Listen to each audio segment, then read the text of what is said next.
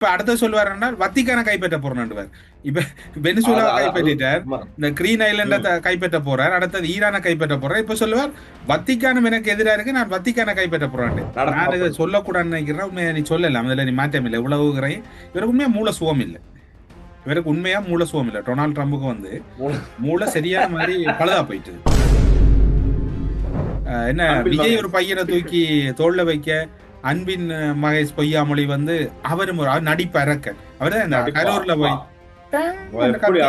Video எடுத்தது. படிச்சு படிச்சு சொன்னேடா, படிச்சு படிச்சு சொன்னாங்க. கண்டிஷன்ஸ் ஃபாலோ பண்ணுங்கடா, கண்டிஷன்ஸ் ஃபாலோ பண்ணுங்கடா. இஸ்ரேல் நாட்டை சேர்ந்த ஒரு பெண்மணி எங்க இருக்க இலங்கை போலீஸ் அதிகாரிகளை அப்படி சண்டைக்கு வந்து தாக்குற காட்சிகள் பதிவாகியிருக்காங்க. அதாவது இஸ்ரேலிய பிரஜைகளால் தாக்கப்பட்ட போலீசார். ஆமா. நீங்கள் வெளிநாட்டில் இருந்தாலும் பயண தடைகள் மற்றும் சிரமங்களால் அருகில் இருக்க முடியாத இந்த நேரத்தில் உங்கள் பெற்றோருக்கு மருத்துவ தேவைகளை வழங்கி எங்கள் சொந்த பெற்றோரை போல நாங்கள் அன்புடன் பராமரிப்போம். மெடிப்ளேஸ். ஸ்ரீ காளி மாதா ஜோதிடம். பிரபல ஜோதிடர் பண்டித் மகாராஜா. தொழில், காதல், திருமணம், குழந்தை பாக்கியம் மற்றும் மந்திர சூனிய பிரச்சனைகளுக்கு நிரந்தர தீர்வு.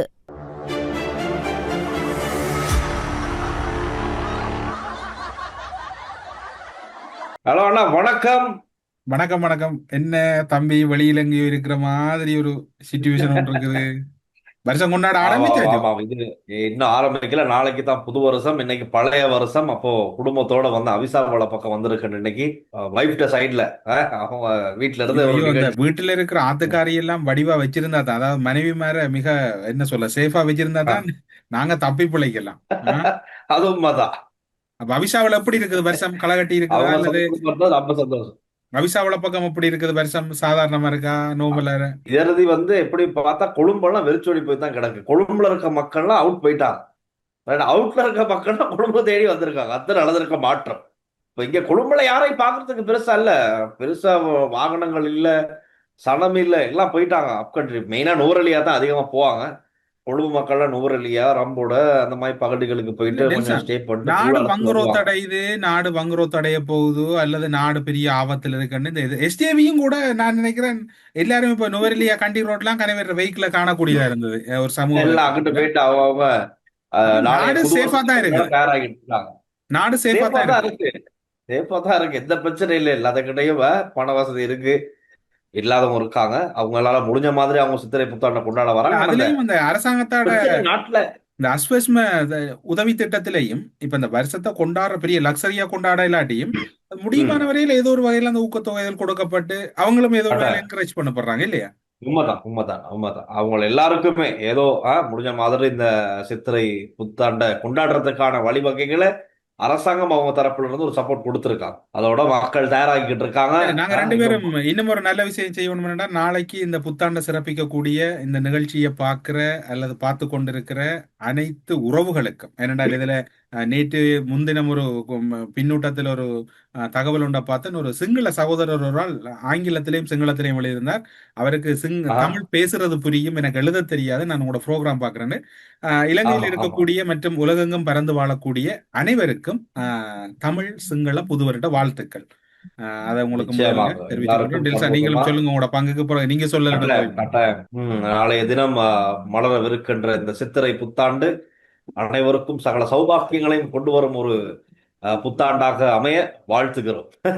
என்னன்னா இப்ப போற போக்க பார்த்தா ஈரானுக்கும் அமெரிக்காவுக்கும் தான் போரா இருக்கு. இப்ப பாப்பரசர் இடையில இழுத்து விடுற ஒரு சீன் தான் இருக்கு. எங்களுக்கு அப்படித்தான் பார்க்கக்கூடியதா இருக்கு. பாப்பரசர் சொல்லியிருக்காரு, நான் பயம் இல்லை, ட்ரம்புக்கு நான் பயப்பட வேண்டிய அவசியம் இல்லை. இப்ப உங்களுக்கு ஞாபகம் இருக்கா இது சம்பந்தம் முதல் இந்த தளத்துல கதைச்சது நாங்க தான்.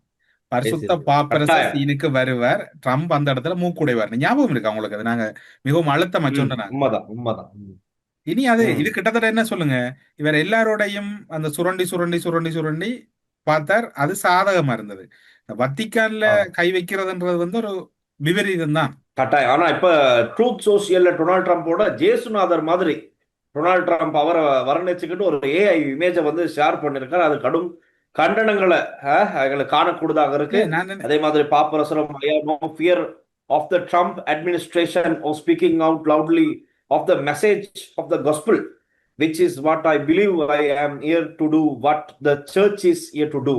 பாப்பரஸ் அவர்கள் சொன்ன விஷயம் ஸோ இது கொஞ்சம் பெரிய விஷயமா பார்க்கப்படுது. பாப்பரசரும் பம்புக்கு இழுக்கிற மாதிரி தான் ட்ரம்ப் செயற்படுறாரு. பாப்பரசரையும் இது ஈரான் தேவையில்லை போர்ல விதத்துல வத்திக்கானும் எடுத்து விடுறதா. இல்ல தேவையற்ற விதத்துல வந்து இப்ப அடுத்த சொல்வாருன்னா வத்திக்கான கைப்பற்ற போறேன்னுவார். இப்ப வெனிசுலா அது அது அது கைப்பற்றிட்டார், உண்மை. இந்த கிரீன் ஐலண்ட ம். கைப்பற்ற போறார், அடுத்தது ஈரானை கைப்பற்ற போறார். இப்ப சொல்லுவார் வத்திக்கானம் எனக்கு எதிரா இருக்கு, நான் வத்திக்கான கைப்பற்ற போறேன். இவர் இப்ப அதுதான் ஒன்றில் நடக்குது. இது ரெண்டு விஷயம் தான். இப்ப கணவர் சொல்றாங்கன்னா அமெரிக்கா ம், மிஞ்ச ம். இல்லாத அமெரிக்கா. உண்மையில டொனால்ட் ட்ரம்ப பொறுத்தவரை இதுல பிசினஸ் செய்கிறார். அவர் இதுல நல்ல பிசினஸ் பாக்குறாரு, அதுல ம். மாற்றம் இல்ல. இந்த வத்திக்கான் அல்லது ஆமா. என்ன சொல்ல போப் லியோ மீதான இவர தாக்குதல்ன்றது வந்து இது ஒரு அடுத்த கட்டத்துக்கு போய் இவருக்கு ஆதரவா இருக்கிற பலர் விலக போறாங்க. அப்படிதான் விளங்குது. போற போக்க பார்த்தா இது இன்னும் நீண்டு கொண்டு செல்ற மாதிரி தான் இருக்கு. அதே மாதிரி இன்னும் இப்போ ஆர்மூஸ் நீரிணைய இவரு கைப்பற்ற போறதா சொல்லியிருக்காரு. இப்ப இது நாளையில இருந்து சித்திரை புத்தாண்டு இவருக்கு சந்தோஷமா நான் இருந்தாங்க. நினைக்கிறேன் அமைதி டேசா, இந்த பேச்சுவார்த்தை தளத்துல எல்லாம் நான் இதை நடக்கப்படுது. சொல்லக்கூடாதுன்னு நினைக்கிறேன். உண்மையா நீ சொல்லலாம், அதுல நீ மாற்றம் இல்லை. இவ்வளவு இவருக்கு உண்மையா மூல சுகம் இல்லை. இவருக்கு உண்மையா மூல சுகம் இல்லை. டொனால்ட் ட்ரம்புக்கு வந்து மூளை சரியான மாதிரி பழுதா போயிட்டுது. இல்ல அது இயல்பா வரும். ஒரு அது தடவை என்ன சொன்னால் இப்ப அது வந்து ஒரு உண்மை. டிப்ரெஷன் அல்லது அந்த என்ன சொல்ல அதிக அளவான சுமைகள் வரக்குள்ள களைப்படைகிறது மூளை. இப்ப இவர மூளை களைப்படைஞ்சு ம். செத்து கொண்டிருக்கு மெல்ல மெல்ல. அப்ப அது வந்து என்ன கதைக்கிறேனே தெரியாது, மறதி தான் இருக்கு. இல்ல. அது அந்த ஊர்ல சொல்லுவாங்க, அந்த ஆமா. அந்திம காலத்துல ஆமா. இப்படித்தான் உரையாடல்கள் இடம்பெறும் ஊர்ல, இயலாத நேரங்கள்ல. ம். இப்ப அவர் அதைத்தான் செய்யறாரு, அது விளங்குது இல்ல. அது இப்ப கிட்டத்தட்ட சொல்ல போனால் என்ன சொல்ற, அது அந்த அமெரிக்காட இறுதி கட்டம். இப்ப இயல்பான ஒரு கட்டம் மனுஷன் அதுதான் மெழுகுத்தி இருக்கு தெரியுமா? அது கடைசி அணையறதுக்கு முன்பதாக ரொம்ப பிரகாசம் எரியும்னு சொல்லுவாங்க. அந்த மாதிரி தான் இப்ப அமெரிக்காவோட நிலைமை மாறிக்கிட்டு இருக்கு. டொனால்ட் ட்ரம்போட நிலைமை இப்ப மாறிக்கிட்டு இருக்கு நினைக்கிறேன். பெரிய ஒரு இருள் அமெரிக்காவை சூழ போகுது, அல்லனா ட்ரம்ப் ஒரு சூழ போகுது ஒரு இருள். அதுக்கான ஒரு இதாவது அடையாளமா தான் எங்களுக்கு இதை காணப்படுதா இருக்கு. முஜிபுர் ரஹ்மான் குற்றத்தடுப்பு புலனாய்வு பிரிவுக்கு போயிருக்க, நீங்க அவிசாவளையில நிக்கிறீங்க, அவர் அங்க போயிருக்கிறார். என்ன புது நம்பர்? அது என்னன்னா இன்னைக்கு விடுமுறை நாள். இப்ப எல்லாருமே இன்னைக்கு எல்லாரும் ட்ரிப் போகும்போது முஜிபுர் ரஹ்மான் அவர் ட்ரிப்ப சிஐடிக்கு போயிருக்காரு. என்னன்னு பார்த்தா நிலக்கரி மற்றும் ஒரு நிலக்கரி மோசடி சம்பந்தமா ஒரு கம்ப்ளைண்ட் பண்றதுக்காக இன்னைக்கு நாள்ல முஜிபுர் ரஹ்மான் பார்லிமெண்ட் உறுப்பினர் போயிருக்காரு. நான் நினைக்கிறேன் அவங்களும் சொல்றாங்க இப்ப 2009 இருந்து நிலக்கரி மோசடி நடந்திருந்தா அது தேடுறது ஜனாதிபதி கமிஷன் நல்லம். ஆனா இப்ப நடந்திருக்க அந்த அரசாங்கத்துக்கு நடந்திருக்க மோசடியை செய்யறதுக்கு புதிய ஜனாதிபதி கமிஷன் தேவையில்ல. ஜனாதிபதி நினைச்சா உடனே ஆக்ஷன் எடுக்கலாம். இதை விசாரிக்கிறதுக்கு ஜனாதிபதி கமிஷன் தேவையில்லைன்னு சொல்லியிருக்காரு. கிட்டத்தட்ட சொல்ல போனால் ஊழல்ன்றது எங்கட கருணாநிதி குடும்பத்துல வந்த மாதிரி ஒட்டி பிறந்த இரட்டை குழந்தைகள் இலங்கையில. அதுக்கு யாரும் விதிவிலக்கு இல்ல. அந்த என்ன மாதிரி தான், ரீசன், அந்த நீங்க மாதிரி. கருணாநிதியை கொண்டு ம். வரீங்கன்னு நீங்க என்ன கலைஞர் எல்லாம் சொல்லலையான்னு யோசிக்கலாம். கருணாநிதியை பொறுத்தவரை கருணாநிதி தான். அது சரி. கருணாநிதியை கலைஞர்ன்றது அல்ல தமிழுக்கு உண்மைதான். பணியாற்றி இருக்கிற அது வேற பிரச்சனை. கருணாநிதி சொல்ல போனா அடுத்த ம். சந்ததி கருணாநிதியை அறியாம இருக்கிறதுன்னு இல்ல. ஏன்னு சொல்லுங்க, சோடா கம்பெனில 2 ரூபா திருடி இருக்கிறான் பாவி முதல் ஆரம்பத்துல. 2 ரூபா சோடா கம்பெனில. சோடா கம்பெனில வேலை செய்யக்குள்ள 60% ஏதோ தானே ஊதியமா இப்ப அந்த தொடக்க ம். காலத்துல. அதுல 2 ரூபாய் திருடி இருக்கிறான் பயவுள்ள. இப்ப பார்த்து அதை பிடிச்சிட்டாங்க. எப்படியாப்பட்ட திருட்டு. திருடன்டா இப்ப இந்த சின்ன லேசான திருடு இல்ல, நான் சொல்லல. அக்கா ஆ. காளியம்மா கிழிச்சு தொங்க விடுறாவு. இந்த சோடா கம்பெனியில இருந்து உங்க தாத்தா வேலையை விட்டு நின்றதுக்கு காரணம் உங்களுக்கு தெரியுமா? தெரியாது இல்லையா? கடையில் இருந்த 2 ரூபாயை திருடிவிட்டு அங்க இருந்த இன்னொருத்தரை கண்டுபிடித்து வேலையை விட்டு போனவர் தான் மரியாதைக்குரிய முன்னாள் முதலமைச்சர் கருணாநிதி அவர்கள். அது மட்டும் இல்ல, இப்ப காளியம்மாக்கா சொல்றாவோ ஸ்டாலினுக்கு காரம் இல்லையா, அக்கவுண்ட்ல காசும் இல்லையா. காசும் இல்ல. கார் இல்ல, அக்கவுண்ட்ல 40,000 ஏதோ சம்திங் அப்படி ஏதோ காசு இல்லையா. தான் இந்த வெண்ட உடனே உண்மையில காளியம்மாக்காட ஸ்பீச் எனக்கு நல்லா பிடிக்கும். இந்த ஸ்டாலினுக்கு 1,00,000 ரூபாய் அக்கவுண்ட்ல போட்டு கொடுக்கறது, ஒரு டியூ கட்டுற மாதிரி ஒரு வண்டி எடுத்து கொடுக்கறது, ரெண்டும் தானே தண்ட நோக்கமா என்று சொல்லிட்டு திருட்டு திமுக படி கிழிச்சு தொங்க விடுறான். எங்கட ஈழத்தமிழர்லயும் கொஞ்சம் பேர் இருக்கிறாங்க, அந்த என்ன சொல்ற திமுகவுக்கு செம்படிக்கிறாங்க. கலைஞர் எவ்வளவு செய்தார் தெரியுமா, கலைஞர் எவ்வளவு கவிஞன் செய்து தெரியுமாண்டு. கலைஞர் ஒரு கேடு கட்ட கலைஞர் ஒரு கேடு கட்ட புறம்போக்கு கலைஞர். நாங்க சாகக்குள்ள, நாங்க கொத்து கொத்தா சாகக்குள்ள அங்க ஃபேனை போட்டு காத்து வாங்கிட்டு இருந்தவர். இப்ப புது டீல் ஒன்று என்னன்னா சுத்துமாத்தோட உறவு வச்சிருக்காரு எங்கட ஸ்டாலின். சுத்துமாத்தோட யாரு பயணிக்கிறாங்களோ அவங்களுக்கு அது கடைசி காலம். ரணில் பயணிச்சு ரணில் அரசியல் முடிஞ்சு, சஜித் பயணிச்சு சஜித் அரசியல் முடிஞ்சது, மைந்தவை சந்திச்சது சுத்தமாத்த அதோட ரணில் மைந்தவோட அரசியல் முடிஞ்சது. இப்ப ஸ்டாலின் அதெல்லாம் போய் பார்த்து புகைப்படம் எல்லாம் போட்டது, ஸ்டாலின் அரசியல் முடிஞ்சது. விஜய் அவர்கள் நிச்சயமா பத்தி பேசி ஆகணும். இந்த இடத்துல சைக்கிள்ல போற ரவுண்ட் அடிச்சுக்கிட்டு இருக்காரு. அவரோட வீடியோஸ் எல்லாம் அதுக்கும் ஒரு வரலாறு இருக்கு தெரியுமா உங்களுக்கு, சைக்கிள்ல போறதுக்கு? ஆ, என்ன என்ன கதை? எம்ஜிஆர் போனதை விடுங்க. விஜய் 2 நாள் ஆ, பிரச்சாரத்தை தொடர்ச்சியா கேன்சல் பண்ணியிருக்குது. இப்ப அந்த விஜய் ஆஹா, 2 நாள் பிரச்சாரத்தை கேன்சல் பண்ணோடனே இந்த திமுக கோஷ்டி கதையை கட்டி விட்டது. விஜய்க்கு நீர்ச்சத்து குறைஞ்சு போயிட்டது. இவர் இப்ப சேலைன் சரி. போடுற லெவல்ல இருக்கிறாரு. ஆளால கண்டிஷன் வெரி பேடா இருக்குது. இவர் அந்த கூட வெயில தாங்கி கொள்ள இயலாது.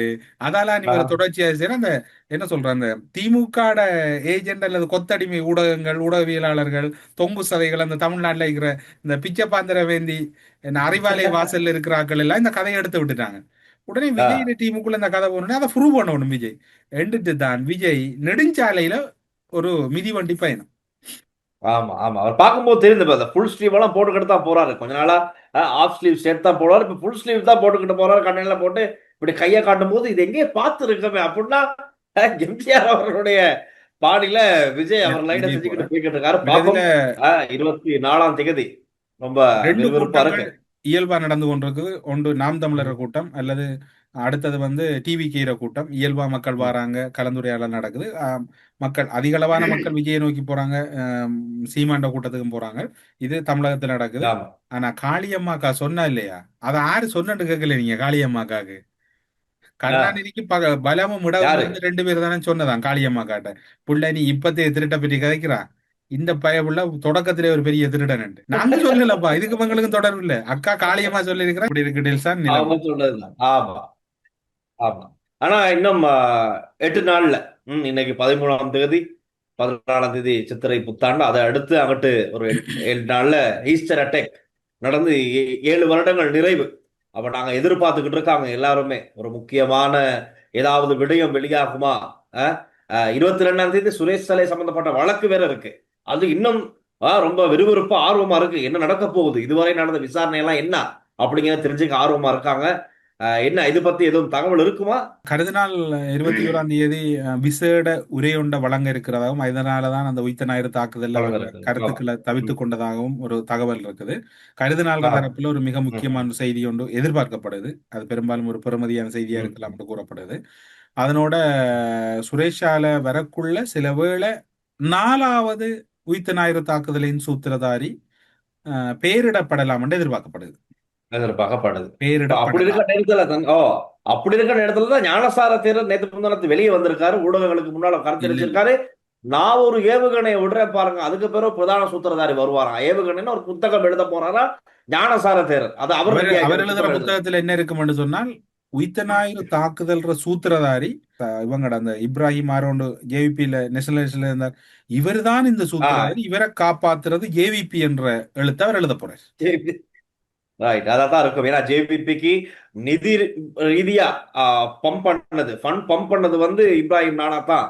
அதே மாதிரி சஹரான் குழு உட்பட இந்த மொத்த டீம் தற்கொலைதாரிகளை வந்து ஃபோன் பண்ணி அவங்களுக்கு நிதி உதவி செஞ்சதும் இப்ராஹிம் நாணத்தார்னு ஞானசாரத்தில் இருக்கிற சொல்லுதா. அப்ப அதைத்தான் இருக்கும் போல. அதான் புத்தகம், அவரோட அதான் புத்தகம். புத்தகத்துல பிரதான இப்ப என்னன்னா அந்த சூத்திரதாரி இப்ராஹிம் புத்தகங்கள் நானா. இப்ப ஊர்ல புத்தகங்கள் வந்து எப்படி வந்துட்டு டோண்டி சொல்ற மாதிரி வந்துச்சு. அதுதான் நடக்குது. ஆளாளுக்கு புத்தகம் எழுதுறாரு. இவங்க எல்லாமே சேர்ந்து ஏஐல கேட்டு எழுதுறாங்களோ புத்தகம். ஏதோ ஏஐல சொன்னோட அது எல்லாம் தருவோம். அதை காப்பி பண்ணி பேஸ்ட் பண்ணி இந்தாப்பா அதை பிரிண்ட் பண்ணித்தா ஒரு புத்தகம் போடு அப்படின்னா புத்தகம் வந்துடுது. இதை எடுத்து பெரிய நிகழ்ச்சியெல்லாம் செஞ்சு வெளியிட்டுக்கிட்டு இருக்காங்க. இதுதான் நிலவரமா இருக்கு. டெல்சான், இன்னும் ஒரு அதிர்ச்சி சம்பவம் ஒன்று நடந்திருக்கு தெரியுமா? என்ன என்ன என்ன சம்பவம்? கங்கேரியில தேர்தல் நடந்தது. கங்கேரியில ஆஹா. தேர்தல் நடந்தது. விக்டர் ஓபன் தான் வெல்லவணும்ன்றது டொனால்ட் ட்ரம்பும் இதுல ஒற்றுமை பாருங்க. டொனால்ட் ட்ரம்புக்கும் புட்டினுக்கும் ம். விருப்பம் விக்டர் ஓபன் வெல்லவணும். உக்ரைன் அதிபர் ஆஹா. செலஸ்கிக்கும் ஐரோப்பாக்கும் விருப்பம் விக்டர் ஓபன் தோக்க வேணும். ஆனா அது அவங்க எதிர்பார்த்த மாதிரி விக்டர் ஓபன் தோக்கணும். படுதோல்வி அடைந்திருக்கிறார். இஸ்ரேலிய பிரதமர் நெத்தனியாகு மற்றும் அமெரிக்க ஜனாதிபதி டொனால்ட் ட்ரம்ப் இந்த நெருங்கிய நண்பரும் பல்வேறு சதி நாசகாரத்துக்கு துணை போவருமான ஹங்கேரியின் பிரதமர் விக்டர் ஓபன் நடந்து முடிந்த நாடாளுமன்ற தேர்தலில் படுதோல்வி அடைந்துள்ளார். இது நேட்டோ கூட்டமைப்பில் ஐரோப்பிய யூனியனிலும் ட்ரம்பை ஆதரித்த ஒருவரின் படுதோல்வியாக. ட்ரம்புக்கு கிட்ட போனாலே இப்ப அவர கதை முடியுது. ட்ரம்ப் ஆதரிச்சு ஒரு ஆள் இப்ப படுதோல்வி அடைஞ்சிருக்கிறார். இது ட்ரம்புக்கு ஒரு பெரிய பின்னடைவாக பார்க்கப்படுகிறது. பின்னடைவு மட்டுமில்ல, இது வந்து ஒரு பெரிய ஆபத்துன்னு தான் சொல்லப்படுது. விஜய்கிட்ட சொன்னது சும்மா இருங்கப்பா சத்தம் போடாமண்டு. நீங்க ஒரு சைக்கிளோட போய் இந்த சந்து பொந்து எல்லாம் இந்த குறுக்கு சந்தி எல்லாம் இந்த திமுக பயல்கள் சைக்கிளோட தொடங்கிட்டாங்க. தொடங்கிட்டாங்க. அதான் ஓ என்ன சைக்கிளோட விஜய் என்ன தொடங்கி செய்யணும் அடுத்த நாள் திமுகவுல அதை அப்படியே சேர்த்துக்க ரெடி ஆயிடுவாங்க. அங்கால ஒரு பொடியனை தூக்கி தோல்ல வைக்க என்ன நடிப்பு அரக்கன் என்ன அன்பில் விஜய் ஒரு மகேஷ். பையனை தூக்கி தோல்ல வைக்க அன்பின் மகேஷ் பொய்யாமொழி வந்து அவரும் ஒரு நடிப்பு அரக்கன். அவர்தான் இந்த நடிப்பா. கரூர்ல போய் அந்த எப்படி கத்தி அழுதாப்புல வீடியோ எடுத்தது. படிச்சு படிச்சு சொன்னேடா, ஓ படிச்சு ரூல்ஸ படிச்சு ஃபாலோ சொன்னேன். பண்ணுங்களா. படிச்சு படிச்சு சொன்னாங்க, கண்டிஷன்ஸை ஃபாலோ பண்ணுங்கடா, கண்டிஷன்ஸை ஃபாலோ பண்ணுங்கடா. சரி நெல்சன், நல்ல ஒரு சம்பவம் நடந்திருக்குது, வாழ்த்துக்கள் அதுக்கு.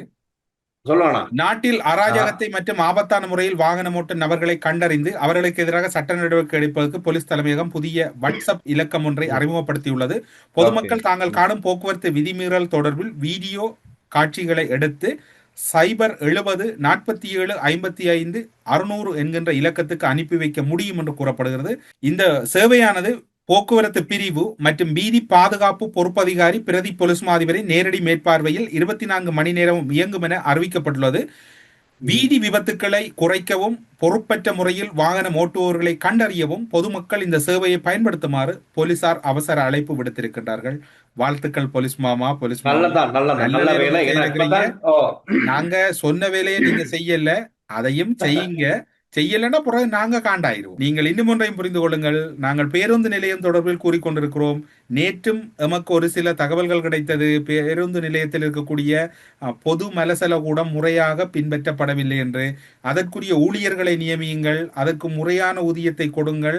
அதனை நீங்கள் இப்போது இந்த புது வருட காலப்பகுதியிலே அதனை முறையாக நடைமுறைப்படுத்துங்கள். இல்லாது விட்டால் நாங்கள் அதனையும் வெளியிட வேண்டும். அல்லது மாநகர சபை முதல்வர், ஆணையாளர், உறுப்பினர்கள் அதில் கவனம் செலுத்துங்க. கொழும்புல இருக்கவங்க எல்லாம் வெளியிடங்களுக்கு போவாங்க, வெளியிடங்கள் கொழும்புக்கு வருவாங்க. ஸோ இந்த போறது வாரது ரொம்ப அவதானமா பாதுகாப்பான பயணங்கள் அமையணும். அதனால ஓவர் ஸ்பீட்லாம் போகாதீங்க. என்னத்தை ஃபாஸ்டா போயிட்டு என்னத்தை பிடிக்க போறோம், சாதிக்க போறோம். அதனால பொறுமையா பாதுகாப்பா போயிட்டு வாங்க. உங்களோட குடும்ப உறுப்பினர்கள் பாதுகாப்பு ரொம்ப முக்கியம். அதை மைண்ட்ல வச்சுக்கிட்டு செயற்படுங்க. அடுத்த டெல்சான், மேற்காசியாவில் நிலவும் போர் சூழலுக்கு மத்தியில் இஸ்ரேல் அரசாங்கத்துக்கு துருக்கி அதிபர் கடுமையான எச்சரிக்கை ஒன்று விடுத்திருக்கின்றார். அமைதியை ஏற்படுத்துவதற்கான ராஜதந்திர முயற்சிகள் தோல்வியடைந்துள்ளதால் துருக்கியின் நடவடிக்கைகள் எடுக்க தயாராக உள்ளது என்று குறிப்பிட்ட அவர், அங்காராவில் நடைபெற்ற அமைச்சரவை கூட்டத்துக்கு பிறகு உரையாற்றிய பிரதமர் இஸ்ரேல் முன்னெடுக்கும் தாக்குதல்களை, மனித விழுமியங்களை முற்றாக புறக்கணிப்பதாக கூறியுள்ளார். குறிப்பாக அல்குதீஸ், ஜெருசலேம் மசூதி விவகாரம், லெபனான் மற்றும் சிரியா மீதான இஸ்ரேலின் விவகாரங்கள் நடவடிக்கைகள் ஆகியவை பிராந்தியத்தை பெரும் போர் சூழலுக்குள் நகர்த்தி இருப்பது என்று எச்சரித்தவர், இந்த அநீதியான போரை நிறுத்த இஸ்ரேல் முன்வராவிட்டால் அண்டை நாடுகளின் துயரத்தை ஒருபோதும் துருக்கி வேடிக்கை பார்க்காது என்றும், சர்வதேச சமூகம் இஸ்ரேல் சதி செயல்களை தடுக்க முன்வர வேண்டும் என்றும், இது ராஜதந்திர வழிகள் பலனளிக்காத பட்சத்தில் துருக்கி ஒரு வலிமையான தீர்வை நோக்கி நகரும் என்பதையே எடுத்துக்காட்டுவதாக அவர் கூறியிருக்கின்றார். கடுமையான, உங்களால தான் பிரச்சனை, நீங்க தான் குழப்புறீங்க, நீங்க தான் அந்த குழப்பக்காரர் என்ற கடுமையான எச்சரிக்கையை அவர் விடுத்திருக்கின்றார். இது ஒரு ஆபத்தான சமிஞ்சை. அதோட இந்த செய்தியும் சேர்த்துக்கலாம் நினைக்கிறேன். அமெரிக்க ஜனாதிபதி டொனால்ட் ட்ரம்ப் ஈரான் துறைமுகங்களை பயன்படுத்தும் கப்பல்களை அமெரிக்கா கடற்படையை வைத்து முடக்கும் முடிவை இஸ்ரேல் முழுமையாக ஆதரிக்கிறது என இஸ்ரேல் பிரதமர் பெஞ்சமின் நெத்தன்யாகு கூறியிருக்கிறார். மேலும் ஈரான் நடந்து கொண்டிருந்த பேச்சுவார்த்தைகளின் விதிகளை மீறியுள்ளது என்றும் குற்றம் சாட்டியிருக்கிறார். அந்த பேச்சுவார்த்தையை குழப்பினதே அந்த நாதாரி பெயர் தான். யாரு? அந்த பெஞ்சமின் நெத்தன்யாகு தான். அந்த ஜேடி ஈவென்ட்ஸுக்கு ஒரு கோல் வருது, அந்த கோலோட அந்த பேச்சுவார்த்தை குழம்புனது. பேச்சுவார்த்தை நல்லா தம்புனது. ஈரான் குழப்பம் இதுல புள்ள சொல்ல இயலாது. அடுத்தது மட்டுமில்ல, ஈரான் மற்றும் அமெரிக்கா இடையே போர் பதட்டம் அதிகரித்து வரையும் பிரிட்டன் எக்காரணம் கொண்டும் இந்த போருக்கு இழுக்கப்படாது என அந்நாட்டு பிரதமர் கூறியிருக்கிறார். சர்வதேச அளவில் எவ்வளவு அழுத்தங்கள் கொடுத்தாலும் பிரித்தானியா மோதலுக்கு ஒருபோதும் உடன்படாத ஹர்மோஸ் நீரிணையை முற்றுகையிடும் அமெரிக்காவின் திட்டத்துக்கு பிரிட்டன் தனது ஆதரவை வழங்கவில்லை என்பதை இறுதி நேரத்தில் சொல்லிட்டார். நோ நோ நோ நோ இதுக்கெல்லாம இப்ப இந்த வத்திக்கான் மீதான டொனால்ட் ட்ரம்ப் தாக்குதல் என்றது டொனால்ட் ட்ரம்பை இன்னும் பின்னடைவை ஏற்படுத்த போகுது என்றுதான் உண்மை. ஆனா எனக்கு ஒரு வீடியோ கிடைச்சு, நேற்று தான் இந்த சம்பவம் நடந்திருக்கு. இப்ப பாருங்க, அந்த இஸ்ரேல் எவ்வளவு பிரச்சனைக்குரிய நாடுனா, இஸ்ரேல்ல இருக்கவங்களும் சில பிரச்சனையை பண்ணிக்கிறதுக்கு தான் வராங்க. நேற்று கொழும்பில் போலீசாரை தாக்கி இஸ்ரேலிய உல்லாச பயணிகள் அப்படின்னு எனக்கு ஒரு வீடியோ கிடைச்சிருக்கு. அதுல ஒரு பெண், இஸ்ரேல் நாட்டை சேர்ந்த ஒரு பெண்மணி எங்க இருக்க இலங்கை போலீஸ் அதிகாரிகளை அப்படி சண்டைக்கு தாக்குற காட்சிகள் பதிவாகி இருக்காங்க. நம்ம இலங்கையர்கள் ஏற்கனவே அந்த கதை இருந்துச்சு தான். இன்னும் இந்த அரசாங்கமும் வழிவிட்டு வேடிக்கை பார்த்துக்கிட்டு இருக்கு. அதை கொஞ்சம் அவதானிங்க. இஸ்ரேலுக்கு ஏன் இங்க வேலை, என்ன வேலை அப்படின்னு ரொம்ப பிரச்சனைகள் போய்கிட்டு இருந்துச்சு. எங்க அப்ப அருகம்பை பகுதிகள் எல்லாம் இஸ்ரேலுடைய நடமாட்டம் அதிகம், அவங்களுடைய கடை தொகுதிகள் எல்லாம் அதிகம் அப்படின்னு அவங்களோட ஆக்கிரமிப்பு தான் அங்க அப்படிங்கிற மாதிரி ரொம்ப எதிர்ப்பு கிளம்பி இருந்துச்சு. இந்த இப்ப கல்கிச வரைக்கும் இவங்க வந்து போலீஸ் அதிகாரிகளை தாக்குற அளவுக்கு வளர்ச்சி அடைஞ்சிருக்குன்னு தான் சொல்லணும். அதாவது இஸ்ரேலிய பிரஜைகளால் தாக்கப்பட்ட போலீசார். ஆமா. அடுத்து பாத்தீங்கன்னு சொன்னா போரை முடிவுக்கு கொண்டு வரும் நோக்குடன் ஈரான் நல்லெண்ணத்துடன் பேச்சுவார்த்தையில் ஈடுபட்டதாக வெளிவிவகார அமைச்சர் அப்பாஸ் அராக்சி தெரிவித்துள்ளார். அதனால் பேச்சுவார்த்தை முன்னேறி செல்லும் போது அமெரிக்க தரப்பில் அளவுக்கு அதிகமான கோரிக்கைகள் முன்வைக்கப்பட்டதாகவும் அவர் தொடர்ந்து இலக்குகளை மாற்றிக்கொண்டே இருந்ததாகவும் குறிப்பிட்டுள்ளார். குறிப்பாக துறைமுக முற்றுகை போன்ற மிரட்டல் மூலம் தங்களை பணிய வைக்க முயற்சி நடந்ததாகவும் இத்தகைய அழுத்தங்களுக்கு மத்தியில் அதிகாரபூர்வமான தீர்வை எட்டுவது கடினம் என்று அவர் சுட்டிக்காட்டியுள்ளார். அமெரிக்காவின் இந்த அணுகுமுறை அமைதி முயற்சியை பாதிப்பதற்கான வாய்ப்புகள் அதிக அளவில் இருப்பதாக கவலை தெரிவிச்சிருக்கிறார். பேச கூப்பிட்டு மிரட்டுன்றது போல ஒரு கேவலமான வேலை. என்ன ஒரு டிசைன் அது அப்படிதான் கேட்கறதுக்கு இருக்கு. இன்னொரு தகவல் இருக்கு டில்சான். அமெரிக்காவின் முன்னாள் சிஐஏ இயக்குனர் டொனால்ட் ட்ரம்பின் செயற்பாடுகள் மற்றும் அவரது மனநிலை குறித்து மிக கடுமையாக சாடியுள்ளார். ஜோன் தான் அந்த சிஐஏ அதிகாரி. சமீபத்தில் ஊடகங்கள்ல பேசுகிற போது குறிப்பிட்ட தகவல் என்று சொன்னால் டொனால்ட் ட்ரம்ப் அவர்கள் தெளிவான மனநிலை அற்றவர், மனநிலை பிறழ்வானவர் என்று வர்ணித்துள்ளதுடன் குறிப்பாக ஏப்ரல் 7ஆம் தேதி ஈரான் தொடர்பாக ட்ரம்ப் வெளியிட்ட இன்று இரவு ஒரு முழு நாகரிகம் அழிந்துவிடும் என்ற மிரட்டலானது அவர் அணுவாயுதத்தை கையாளவும் தகுதியை இழந்து விட்டார் என்பதையே காட்டுவதாக குறிப்பிட்டு எச்சரித்துள்ளவர். அமெரிக்க அரசியலமைப்பின் 25வது சட்ட திருத்தம் ட்ரம்பை மனதில் வைத்து அவருக்கு பொருத்தமாக எழுதப்பட்டுள்ளது போலவே எண்ண தோன்றுகிறது என்று குறிப்பிட்டவர், ஜனாதிபதி பதவிக்கு தகுதியற்ற ஒருவரை நீடிக்கும் இந்த சட்டத்தை பயன்படுத்தி ட்ரம்பை உடனடியாக பதவி நீக்கம் செய்ய வேண்டும். ட்ரம்ப் தற்போதைய திறன்கள் மற்றும் ஆக்ரோஷமான முடிவுகளை பார்க்கும்போது அவரை விட ஈரானை நம்பலாம் என்று அவர் குறிப்பிட்டிருப்பதுடன் அமெரிக்க அரசியல் காட்டுத்தீயாக பரவி வருகிறது. ஒரு முன்னாள் சிஐஏ அதிகாரி டொனால்ட் ட்ரம்பை விட ஈரானை நம்பலாம். உண்மையிலே ஈரான் வெளிவிவகார அமைச்சரை இந்த இடத்துல பாராட்ட வேணும். எனக்கு மிகவும் ஒரு இந்த இடத்துல சொல்லணும், ஒரு நெஞ்சுக்கு நெருக்கமானவர் என்றே வெளிப்படையாக சொல்ல வேணும். அவருடைய அணுகுமுறை, அவருடைய மிகவும் சாந்தமான ஒரு போக்கு, ராஜதந்திர அணுகுமுறை, அவர் எங்கும் கோவப்படவில்லை. சிஐஏ அதிகாரி ஜோன் கூட சொல்லி இருக்கிறார், உண்மையில தனக்கு மிகவும் பிடிக்கும் அமெரிக்காவோட இப்ப ஈரானை நம்பலாம்ன்ற அளவுக்கு வந்திருக்குது. போற போக்க பார்த்தால் இது எங்கேயோ ஒரு இடத்துல பெரிய முட்டுப்பட்டு வாகனம் விபத்துக்குள்ளாக போகுது. இது கெரியா வந்து ஈரானுடைய ஏனைய வெளிநாட்டில் இருக்கின்ற தூதரகங்களும் அமெரிக்கா டொனால்ட் ட்ரம்பினுடைய கருத்துக்களை வந்து ரொம்ப நகைச்சுவையா தான் பாக்குறாங்க. ஓகே, நீங்க நல்லபடியா உங்களோட விடுமுறையை தொடருங்க. நாளைக்கு விடுமுறையில் இருந்தாலும் நாட்டு நடப்போட வாங்க. நாளைக்கு உங்களை பாக்குறதுக்கு தயாரா இருக்க. மீண்டும் ஒரு முறை அனைத்து உறவுகளுக்கும் தமிழ் சிங்கள புது வருட வாழ்த்துக்களை கூறி உங்களிடமிருந்து விடைபெற்றுக் கொள்றோம். பாய் பாய் அண்ணா, பாய். ஸ்ரீ காளி மாதா ஜோதிடம். பிரபல ஜோதிடர் பண்டித் மகாராஜா. தொழில், காதல், திருமணம், குழந்தை பாக்கியம் மற்றும் மந்திர சூனிய பிரச்சனைகளுக்கு நிரந்தர தீர்வு. நீங்கள் வெளிநாட்டில் இருந்தாலும் பயணத்தடைகள் மற்றும் சிரமங்களால் அருகில் இருக்க முடியாத இந்த நேரத்தில் உங்கள் பெற்றோருக்கு மருத்துவ தேவைகளை வழங்கி எங்கள் சொந்த பெற்றோரை போல நாங்கள் அன்புடன் பராமரிப்போம். மெடிப்ளேஸ்.